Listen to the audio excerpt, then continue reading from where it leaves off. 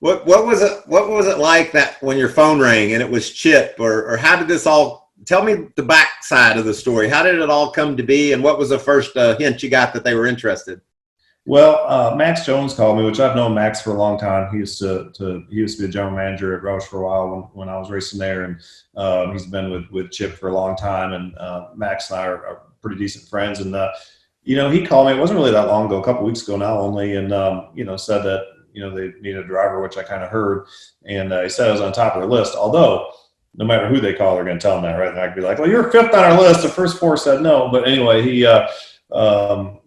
And kind of told me a little bit about it. And I kind of just like, all right, well, let me think about that, and I'll call you back. And, kind of thought about it for a couple of days. And Katie and I were talking about it. So I called him back with about 100 questions. And then, from there, it really didn't take that long. I talked to Chip on the phone a couple times, and I talked to Kurt a little bit.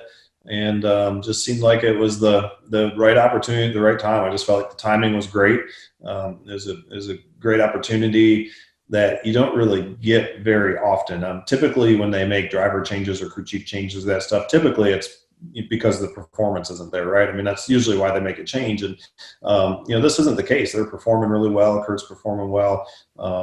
Kyle was running good, and they just needed to put a driver in that team. So I felt like everything is already there to run good with. And like I said, it just seemed like a great opportunity. And with the schedule most likely being condensed and doing a lot of racing, it just seemed like it was right.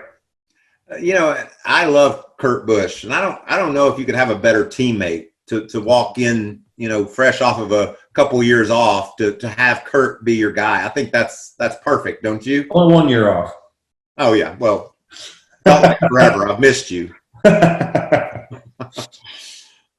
So Kurt's going to be a great teammate. Yeah. So certainly, when you look at all the, positives and negatives, and you try to weigh it out, and obviously the first thing you weigh out is the fact it's going to have it at home, right? You got to make sure that that's right, and Katie's on board, and the kids are on board. You got to go through that, and then the crew chief is important, and the team, and just the whole thing. But only being a 2-car team, your teammate is a huge part of that as well. And I had some experience working with Kurt.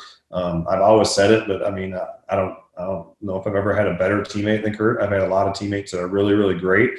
And I can't say he's necessarily better than them, but he's a great teammate. Like, everybody's like, who's the best teammate you ever had? I'm like, I can't pick just one, but I tell you, Kurt comes to mind as being one of the best a guy can have. I mean, he's honestly, he's not selfish. He works really, really hard. His racing comes first. There's nothing else that comes before racing until all his race work is done.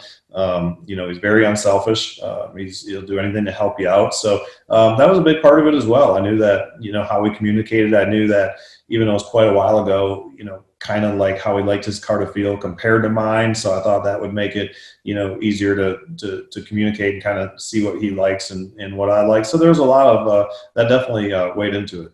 All drivers to cars, 10 minutes to go.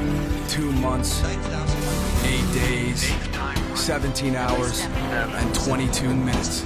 We've been waiting 6 frequencies. to hear those 4 words. 2 laps to go. Start your engine! NASCAR is back, live from Darlington, Sunday, May 17th on Fox. For more great NASCAR on Fox content, subscribe to our channel. It's somewhere right around here.